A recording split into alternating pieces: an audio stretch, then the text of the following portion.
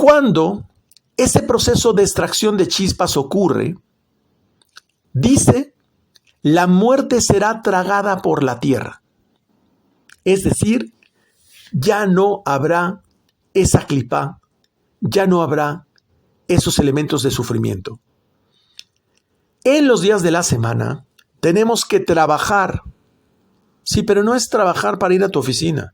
No, tenemos que trabajar en un esfuerzo físico continuo para efectos de elevar los elementos de carácter emocional. Pero, ¿por qué entonces estaba prohibido en el año sabático, en la Shemitá, no se trabajaba la tierra? Porque en ese año había, y explica el Ari, había una competencia porque los mundos del caos buscaban un campo para ser elevados y se determinaría el nivel de producción de la tierra. Por eso dependía del nivel de conciencia del dueño de la tierra el futuro de la producción de dicha tierra. Entonces, lo voy a explicar, dependiendo del nivel de conciencia de cada semana con el que llegamos a Shabbat, el futuro de la producción que vamos a tener en la próxima semana. ¿Cuánto elevas tu semana? ¿Cuánto elevas y unes el mundo de Malhut con Atzilut en la semana? Llega el Shabbat y es día de descanso. Es un día en que el Creador llena la parte que tú trabajaste en la semana.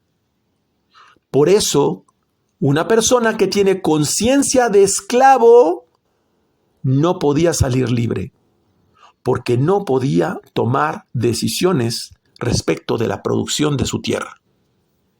El propósito era, en ese año de la Shemitá, en ese año sabático, el dueño de la tierra tenía que inyectar conscientemente el nombre de Kuf Resh Ain Samech Tet Nun, es decir, Kra Satán, es un código que está en el Ana Bejoach, Kra Satán, y que también lo utilizamos en distintas oraciones, incluyendo Rosh Hashanah, lo vemos, me parece, también en Kippur. La palabra también, Kra, viene de Kara, que significa estéril. Viene de que la tierra se abre cuando es estéril. Se abre, se le abren huecos. Romper, rasgar, con el propósito de elevar por esos huecos las chispas de luz y que mueran las chispas del mundo del caos. Por eso, y miren qué enseñanza, Lea, te vas a acordar tanto de esto.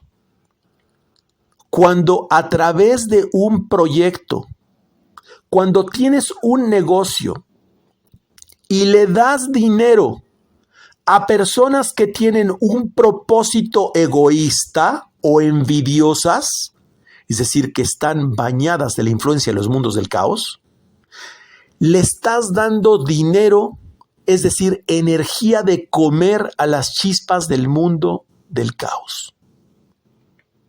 Y esa luz sale a buscar otro lugar por donde brotar. Por eso se vienen abajo los proyectos cuando le das dinero a la gente envidiosa y egoísta.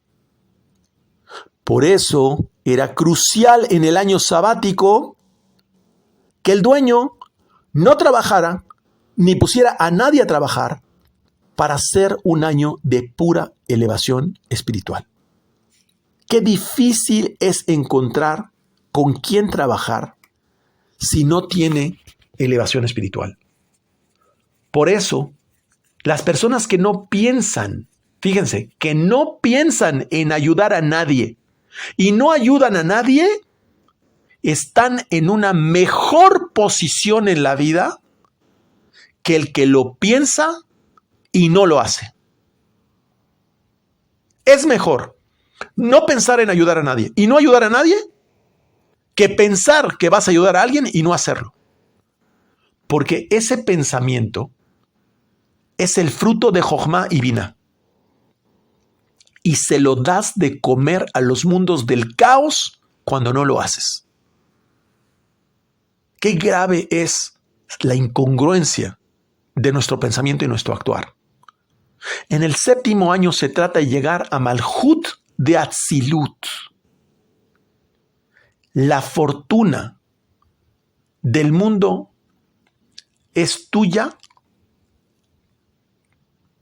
y si toda esta fortuna del mundo es tuya, ¿para qué vas a trabajar? Eso es Shabbat. Si tú hiciste todo tu trabajo en la semana y creaste y construiste todo un mundo espiritual en la semana, ¿para qué vas a trabajar en sábado? Si en sábado solamente has de llenar lo que trabajaste durante la semana. Por el contrario, en nuestro trabajo diario, los 6 días de la semana, el único propósito es elevar las chispas que están escondidas en el mundo de el caos en este mundo, o los mundos del caos en este mundo. Lo voy a decir de una forma súper clara. Trabajamos 6 días de la semana ante diferentes circunstancias para corregir nuestro ego, para corregir nuestra tefilá, para corregir nuestras malas virtudes, para corregir nuestras malas cualidades. Y entonces viene la luz del Creador y viste ese deseo de corrección, ese deseo corregido, lo viste, lo llena, llamado Yom Shabbat, día del Shabbat. El pueblo de Israel se alimenta, escuchen por favor, si tú te consideras una persona del pueblo de Israel, el pueblo de Israel se alimenta de Atzilut. Eso es lo que significa la palabra Zan, alimentarse de Atzilut. Porque Zan es Mizbeach y 57, Mizbeach, el altar, es la unión conyugal en Shabbat. Es la unión de Jochma y Binah que pasa a través del sendero de Yesod a Malhut para conectar con Jochma desde Malhut. Malhut de Atzilut.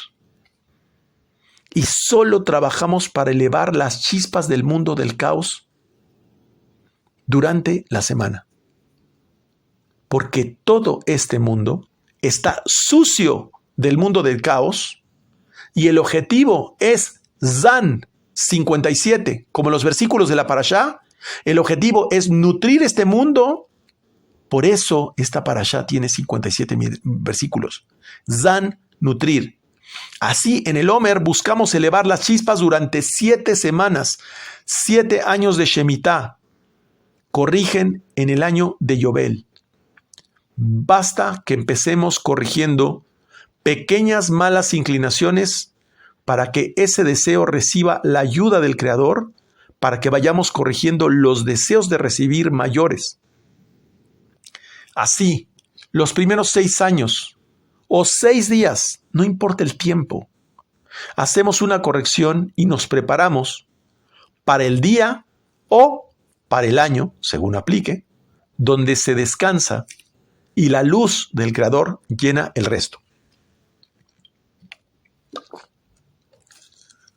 Pero si tú no estás adecuado durante la semana a una fuerza y un programa superior, estoy hablando de programación, si no hiciste una programación superior, entonces viene una corrección natural porque vives en un mundo ilusorio. Es decir, el mundo natural no concuerda con tu mundo de ilusión. Tenemos primero un Israel que pasa a ser Leví. Es decir, de Israel, primero tenemos un Israel, pero después tenemos otro nivel que es Leví, los levitas. Y después dentro de los levitas están los Kohanim, los sacerdotes. Y los Kohanim, de todos los sacerdotes, estaba el Kohen Gadol, el gran sumo sacerdote. ¿De qué está hablando? De diferentes niveles de elevación. No es lo mismo el pueblo de Israel que el pueblo de los levitas, que es llamado amigo de Dios. Y no es lo mismo levita que un Kohanim, es decir, quien hospeda a Dios dentro de sí mismo. Y no es lo mismo los Kohanim que el sumo sacerdote, que era el que estaba haciendo la conexión literalmente de Dios a este mundo. Son diferentes niveles de elevación. Para efectos de ser afines a la luz del Creador, si tú no entras en esta carrera, te quedas en el exilio, es decir, en la ignorancia. Por eso al final de la parashá habla de no hacer idolatría, porque la idolatría es sinónimo de ignorancia.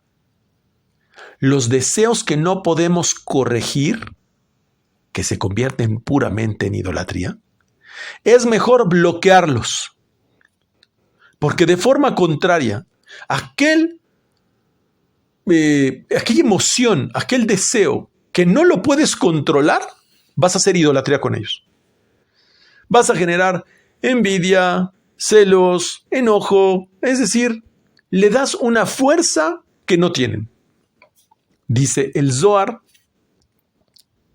ahora vamos a entenderlo de una forma ya muy, muy esquemática, que el año sabático, la Shemitah, es el tefilín del brazo. Es decir, la Sefira Malhut. Y el año de Yobel es el tefilín de la cabeza. Y sabemos que el tefilín de la cabeza representa el nivel de Jochma. En realidad, el tefilín del brazo representa el mundo del Malhut, que es el querub, el angelito del arca femenino. Y el querub de la cabeza era masculino. Por lo tanto, realmente de lo que habla el año de Yobel y el año de la Shemitah es la unión conyugal que se lleva a cabo en Shabbat. La gran conclusión.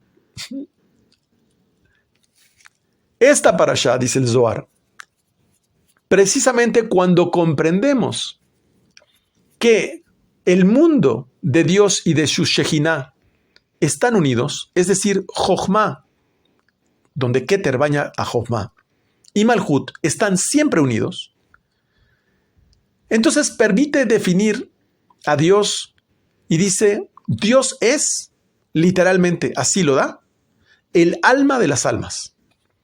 Donde nos damos cuenta que poco sabemos del alma, menos podríamos comprender cuál es el alma de las almas. Pero reitera y dice, no existe ni alma ni Dios superior al Creador. Akadosh Baruj Hu llena todas las sefirot en anchura, en altura y en espesor. Y es que todas las sefirot están intercambiando continuamente, copulando continuamente. Dentro de las sefirot sabemos que hay más sefirot, por eso hacemos 7 veces 7 en el Homer. Es decir, dentro de una sefirot hay más sefirot, y Akadosh Baruj Hu las va a llenar todas de acuerdo a la conciencia que nosotros hayamos construido, de acuerdo a ese programa que nosotros hayamos ofrecido. No hay otra forma de hacerlo, no hay otra forma de corregirlo, no hay psicólogo que pueda modificar la estructura de la copulación que se genera entre sefirot. No hay Dios fuera de las 10 sefirot. De ahí emana y todo depende de las 10 sefirot. Y ese es el gran descubrimiento que lleva a cabo el patriarca Abraham Avinu en el libro Sefer Yetzirah, donde explica la esencia divina y su emanación. Entonces, ¿quién es Dios? ¿Qué es Dios? Dios es la causa de las causas. Y nosotros hemos trabajado muchísimo para explicar cómo subir al nivel de Atzilut, que es la causa de las cosas. pero no podemos ir más allá. Por eso es que no podemos comprender cómo es que la Tierra puede producir el triple, porque solamente la causa de las causas conoce cómo trabajan sus propios mecanismos. El Creador se une a la Shejinah en cada sefirá, es decir, su presencia en cada sefirá, es decir, adentro de cada sefirá hay un árbol de la vida entero. Dentro de cada sefirá se une el Creador con su Shejinah. Y como un comentario personal, el problema es que muchas veces las deficiencias que nosotros causamos entre las diferentes sefirot, obligamos a que se compensen unas con otras. Y además, el problema es que no todas tendrían, por decirlo de alguna forma, la misma esencia, por lo cual hay una combinación infinita de posibilidades, pues son miles y miles de combinaciones de personas. ¿Por qué? Porque hay miles de emociones con miles de pensamientos, con miles de acciones y subconsecuencias combinadas en cada uno de ellos. Esto es de lo que está hablando. Por eso no hay dos vidas iguales, no hay dos personas iguales, y aunque hubiera gemelos, no hay dos cuerpos exactamente iguales, ni hay dos almas iguales, porque son irreplicables. Por el contrario, dice claramente el Zohar, Dios, ojo, no tiene cuerpo, ni miembros, ni tiene hembra, ni tiene un segundo. No tiene un segundo. Así lo dice el Zohar. Dios es absolutamente único. Todo aquello que represente a Dios de forma física o todo aquello que lo represente a través de una hembra, simplemente no es Dios. Así lo dice textualmente el Zohar en esta parashá. Toda representación de aquello que se parezca a Dios no es Dios. Punto. Explica esta parashá que hay profecía, porque aquel que llega al nivel de Atzilut y aquel que conecta con el Ruach HaKodesh, ¿verdad? El Espíritu Santo, esta inteligencia divina, adquiere profecía. Hay profecía con la vista, con el oído, con la sugestión, con la boca, con el olfato y con el tacto. Y así como hay varios tipos de profecía, hay diferentes sentidos de la escritura bíblica. Es decir, el sentido literal del pshat, el sentido de las probabilidades, llamado dremesh, el sentido inductivo, llamado terash, y el sentido místico, llamado sod, que es lo que estamos enseñando en este momento. El diccionario implícito en el Zohar nos enseña que la serpiente es referente al demonio Samael. Y ese demonio, Samael, no lo quiero pronunciar, se denomina como perro. Siempre que habla de los perros, la Biblia se refiere a ese demonio, y los demonios también son llamados bestias. Siempre que vemos estas palabras en la literatura bíblica, se refiere a la genealogía de los demonios, es decir, energías negativas. Y esta parashá también nos habla de algo curioso respecto de los sacrificios. Dice que cuando Israel entró a la tierra santa, desapareció el rigor. Y ya sabemos que la tierra santa es la tierra de la meditación. Y nos está diciendo que esto es la clave de la paz. Definamos a Israel. Israel es Yashar El, directo con Dios. O Roshli, mi cabeza. Es decir, cuando hablamos de que Moshe subió a la montaña del Sinaí, Behar Sinaí. Es decir, en realidad estamos diciendo que subió a niveles de conciencia a través de su cabeza. Esa es la metáfora que hay. Y la Tierra Santa es el mundo de la meditación, es decir, cuando uno busca al Creador, a través de la meditación es cuando se encuentra la paz interior. Dice el Zohar, Israel no se acuesta sin haber ofrecido antes un holocausto. Y esto es muy interesante. Es llamado el holocausto de la noche, un sacrificio en la noche. Está haciendo referencia a una oración que está en nuestro querido Sidur, que se llama Ribono Shel Olam de la noche, que lo hacemos siempre antes de dormir, llamado también Keriat Shelema a la mitad. Es decir, en esta oración nosotros expresamos que perdonamos a todo el que te ha hecho mal en tu vida, de cualquier tipo, en tu patrimonio, en tu persona, en tu familia, en tu negocio, en tu lo que quieras. Le perdonas todo lo que te ha hecho una persona y lo que te han hecho todos los seres humanos en esta vida o en una vida anterior. Pero ojo, no dice que los otros te perdonan a ti, ¿eh? Entonces ahí es donde viene el gran secreto. Y está asociado fuertemente esto con esta parashá. Porque ¿qué es lo que genera este año sabático? Precisamente genera lo que no se ve, las leyes que son del Creador.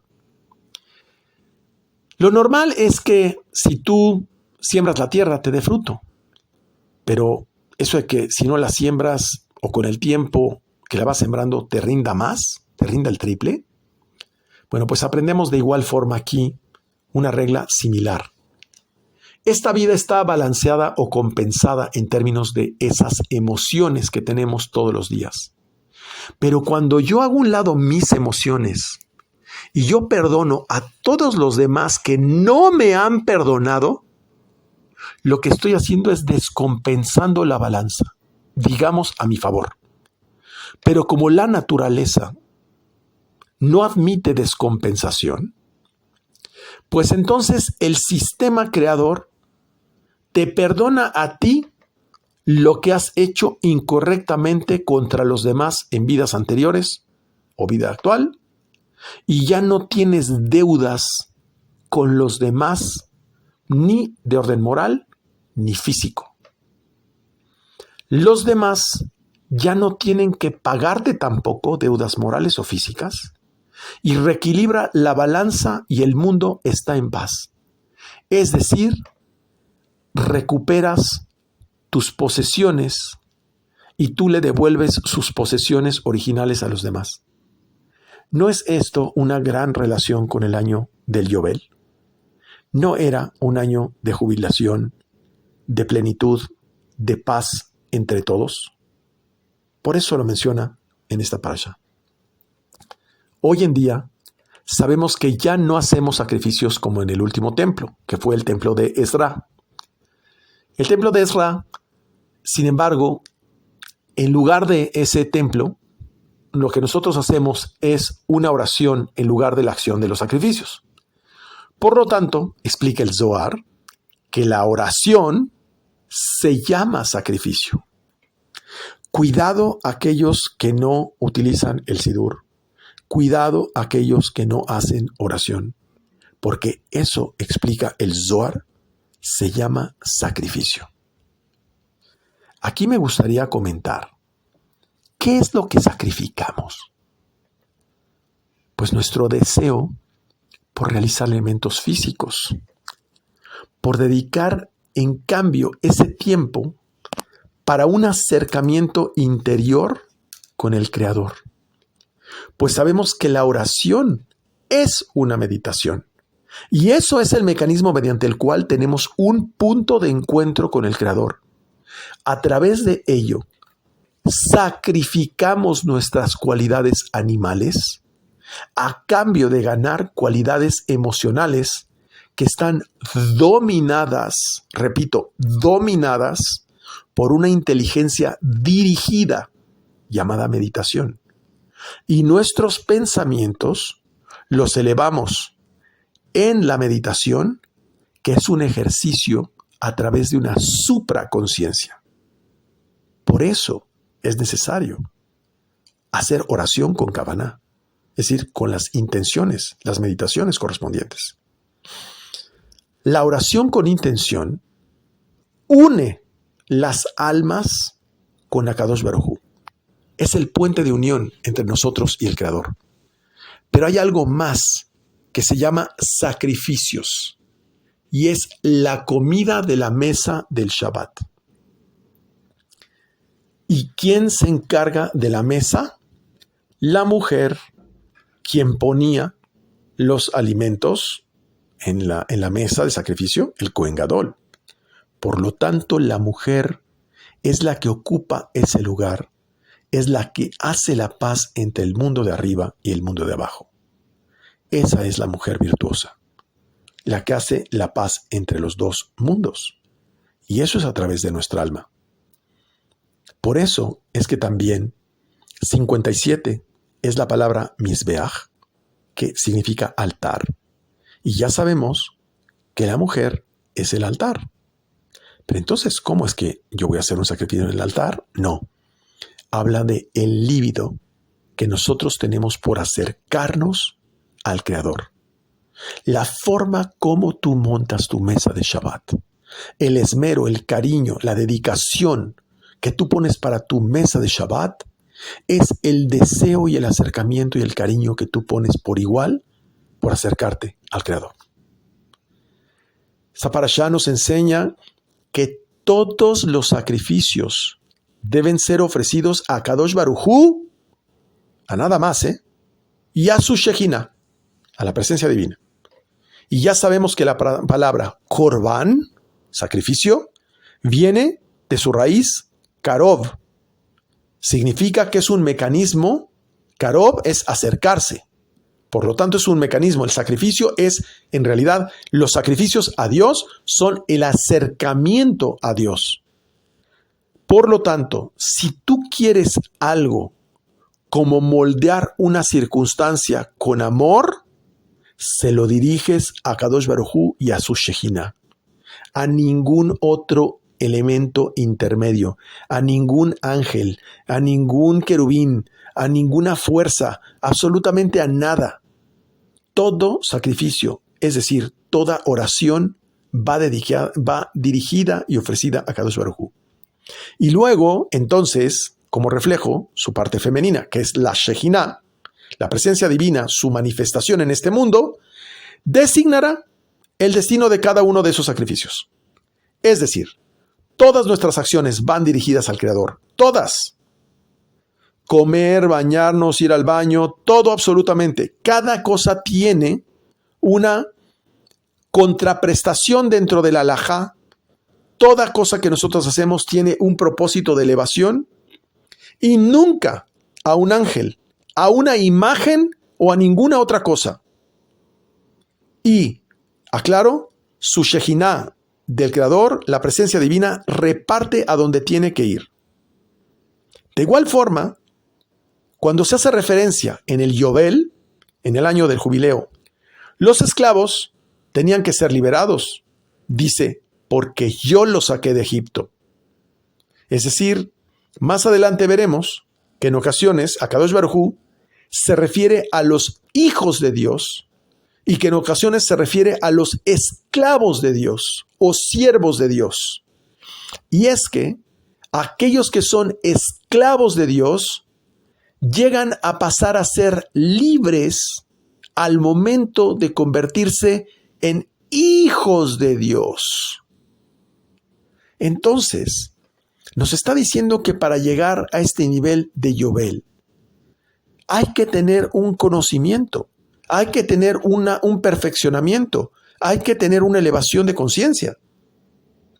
¿De qué está hablando? Un gran secreto. Por favor, este es un secreto muy profundo, muy extendido. Dice el Zohar, el hombre que se ata con todo su corazón a la fe de arriba está protegido de todo ataque que pueda venir de los hombres. Repito, el hombre que se ata con todo su corazón a la fe de arriba está protegido de todo ataque que pueda venir de los hombres.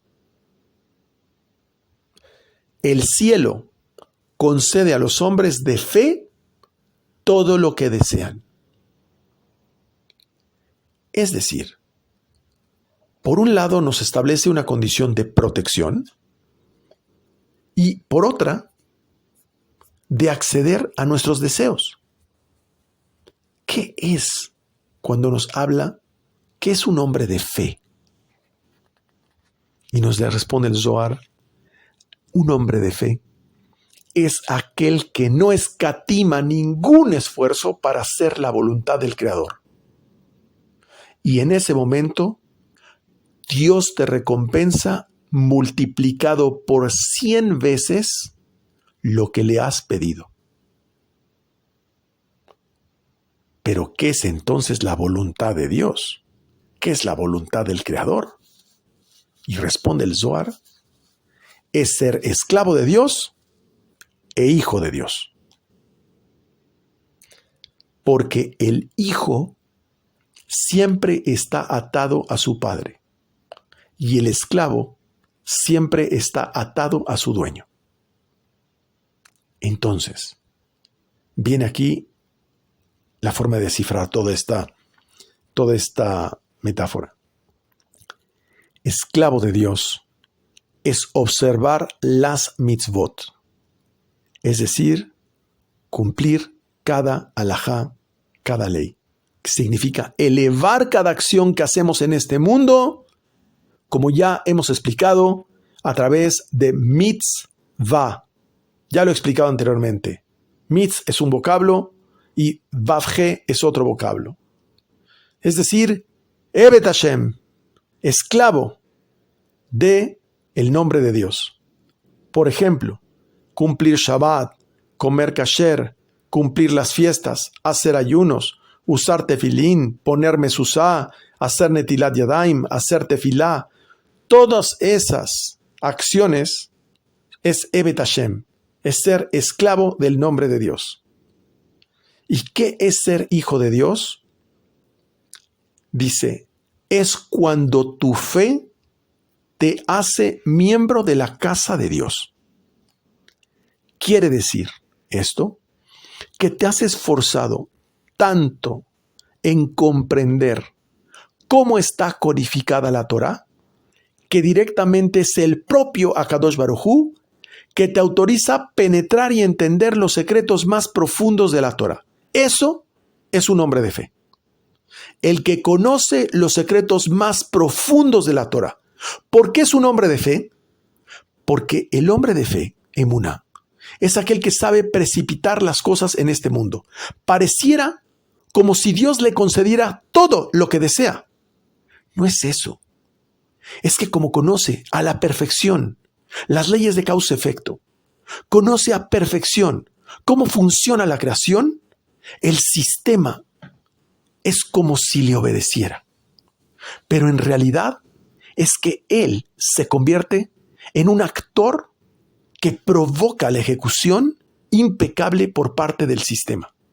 Es un precipitador de bendición.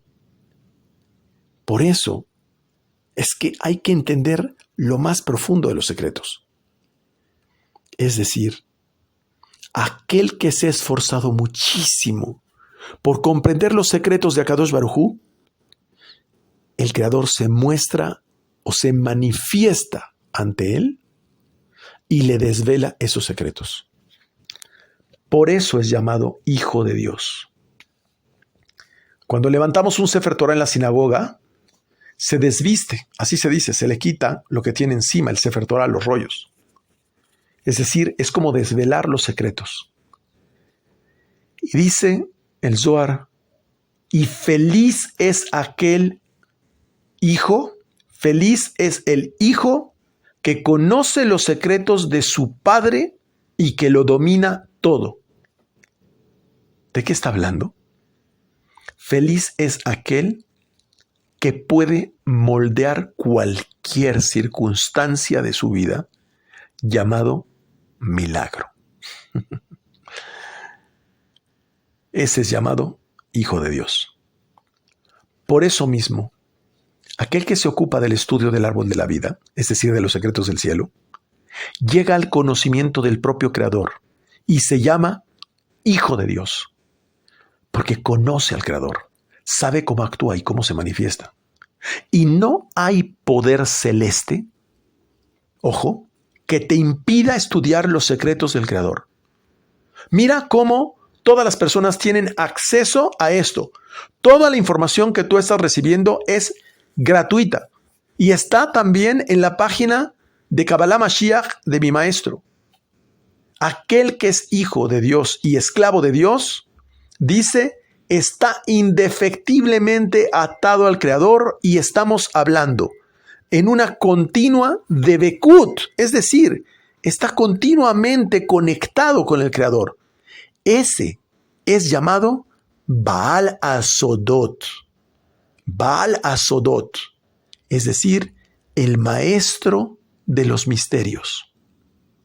Y tiene parte en este mundo y tiene parte en el mundo futuro, en el Olam Hazé y en el Olam Abá. Por eso concluye diciendo, tú eres mi servidor, mi esclavo, Israel, a través del cual me glorifico. ¿Qué está diciendo? Tú eres mi servidor, tú eres el que conoce las kavanot, las intenciones de cada mitzvah, de cada acción conoces las intenciones, y tú eres mi hijo, es decir, quien conoce mis secretos.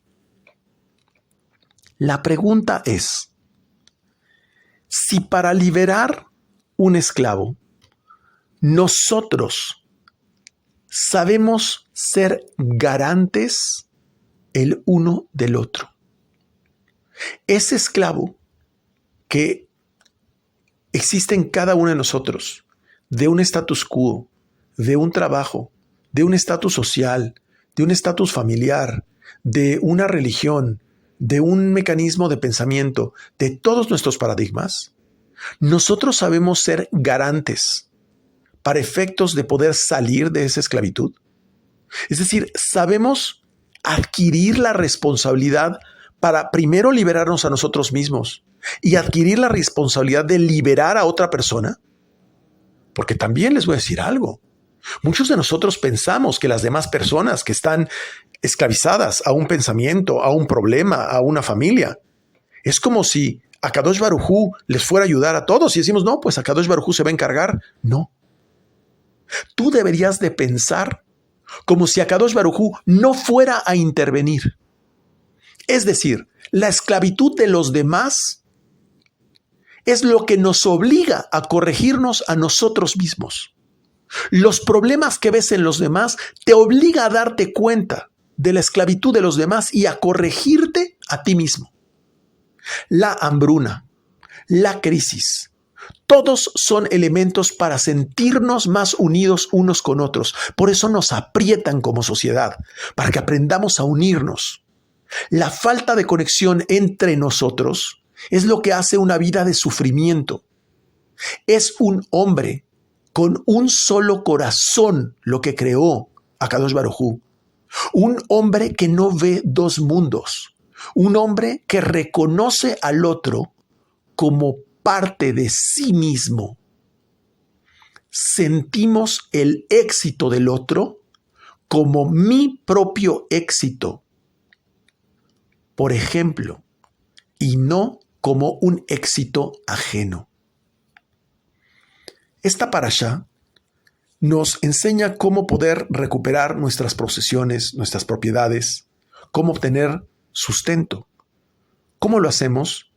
Alimentándonos del mundo de Atzilut y no del mundo físico.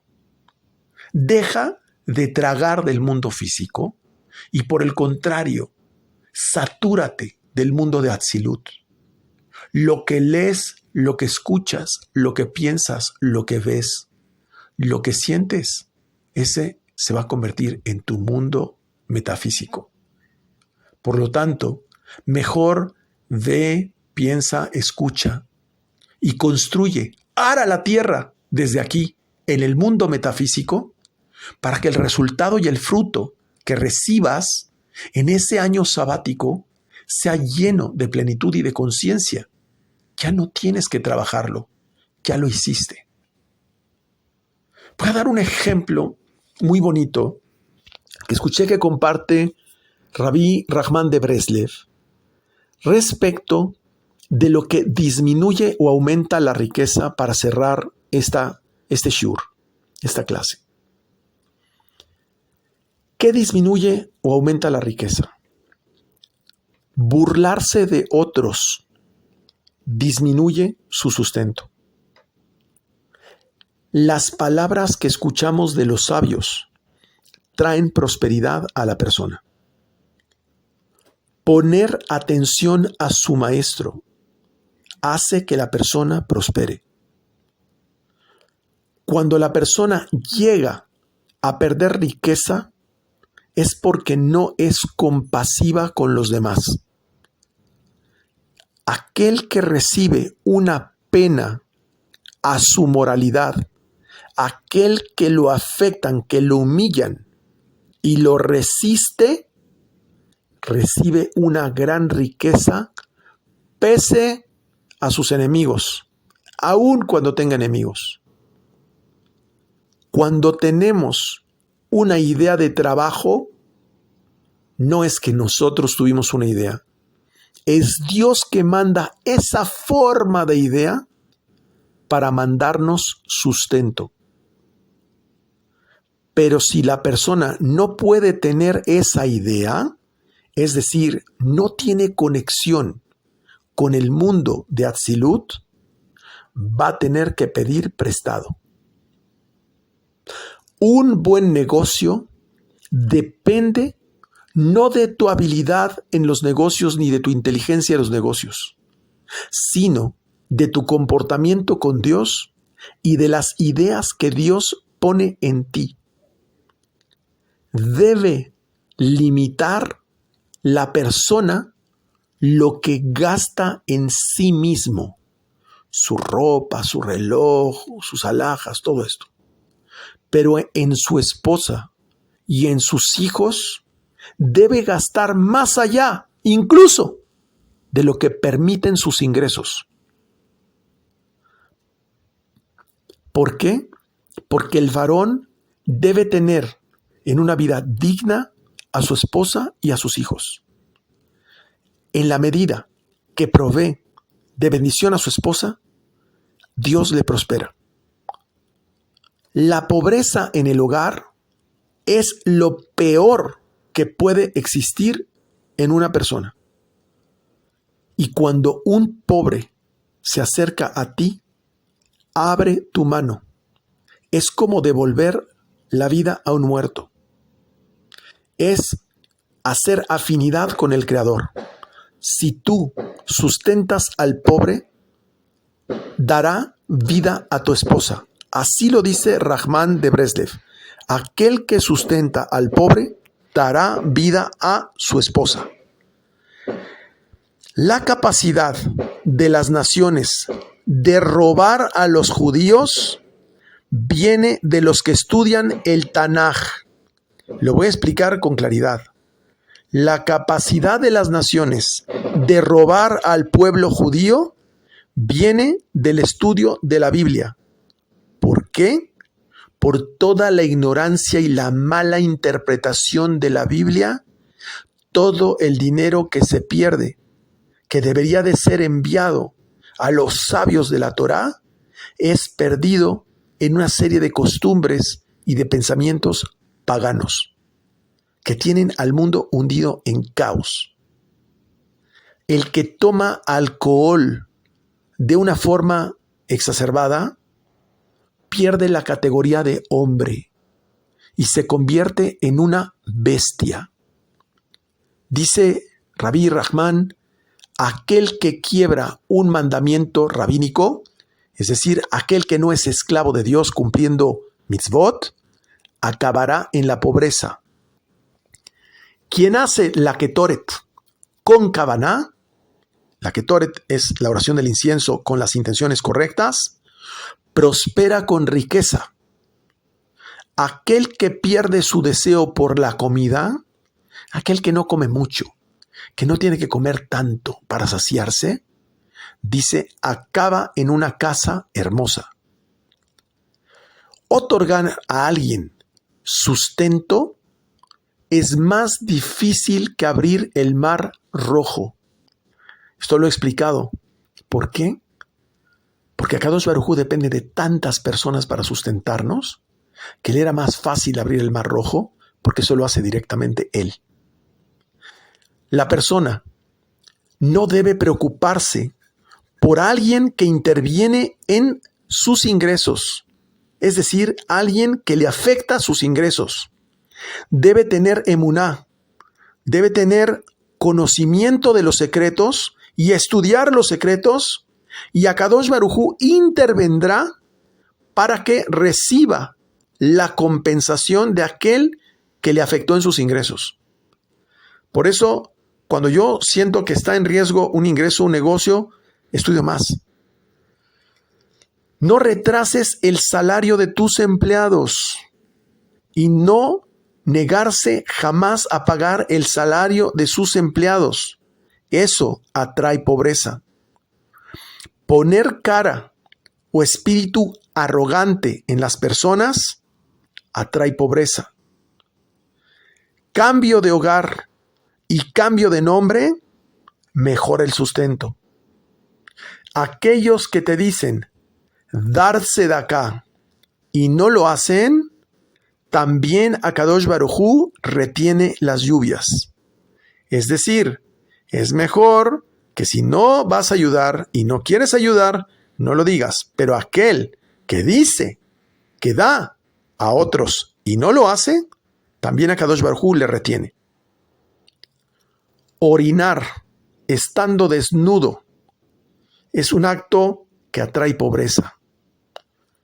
Comer a la ligera sin lavarse las manos, sin hacer netilat yadaim, lo que hace es atraerle pobreza. ¿Por qué? Porque tenemos 10 dedos, 10 sefirot, es comer sin conexión. El sustento a nuestro cuerpo también es sustento espiritual. Y la mujer que no honra a su esposo atrae pobreza. Aquella mujer que enjuicia, que juzga, que critica, que habla mal de su esposo, atrae pobreza a su casa. Comer en Shabbat prospera a la persona, igual que honrar la Torá, es decir, estudiar los secretos del cielo. Quien colabora para comprar un Sefer Torá recibe sustento digno. La persona que busca tesoros, que está buscando continuamente oportunidades, acelera su muerte. La persona que trabaja la noche no tendrá suficiente sustento. Es mejor la persona que trabaja estudiando en la noche y puede compartir sus enseñanzas. Akadosh Baruj Hu le cubrirá ese sustento faltante.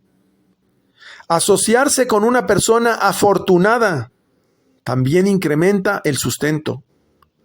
El que no rectifica los pecados de su juventud, es decir, el que hace zera levatalá, en pocas palabras, terminará en la pobreza. Pide a tu maestro que ore por ti. Eso es algo que mejora siempre la condición del alumno. Aquel que hace mal usos de los nombres de Dios, es decir, aquel que utiliza los nombres de Dios de forma incorrecta o de forma egoísta, trae pobreza a la persona. Por eso hace poco un alumno me preguntó que si podía poner una segulá en el grupo y le dije que no, porque no todos conocen y entienden el uso de los nombres de Dios. Hasta que no lo dominen, no podemos tener esa segulot para todos los demás. Incluso aquel que no corrige, aquel que lo hace mal, usar esos nombres de Dios para fines egoístas trae pobreza. Por eso, si no sabes usarlos, no lo hagas. Pregunta cómo. La persona que tiene angustia por el sustento puede enfrentar la pobreza. Debemos siempre concentrarnos y tener mucha confianza, mucha bitajón, de que nuestro sustento nos lo manda siempre el Creador. El tzadik que no tiene el sustento, fíjense, un tzadik, un hombre justo, que no tiene sustento suficiente, le enviarán opositores, le enviarán enemigos. ¿Pero por qué? Porque cuando éste resiste, le sirven para que entonces Dios le mande el sustento que merece. Muchas veces decimos, pero ¿por qué Dios me manda estas cosas? Resiste, resiste. Y ve la parte buena. Te están quitando clipot, te están quitando velos. Deja que te difamen. Deja que se burlen de ti. Akadosh Baruj Hu te mandará sustento. No defiendas tu honor y no consultes agoreros, adivinos, hechicería, tarot, horóscopos. Eso trae pobreza. Cuando una persona sufre una forma de vergüenza, ocasiona pobreza. Quien es privado de su trabajo o interfiere para afectar el sustento de otro injustamente, atrae la muerte al que lo privó de dicho trabajo. No prives a nadie de su trabajo injustamente. El que duerme en demasía atrae pobreza. Mejor utiliza tus horas de sueño para estudiar. El que honra a su esposa es una corona de honor que atrae la abundancia. Todo esto es lo que significa arar la tierra, quitar la clipá, elevar nuestra sabiduría y conocer cada vez más a nuestro Creador, que es la fuente de toda abundancia, es nuestra fuente de nutrición y es también la origen del Shabbat, la Shemitah, lo que es la conexión con Atzilut, que es este regalo inmenso que nos da esta parashá, la parashá de Har Sinai.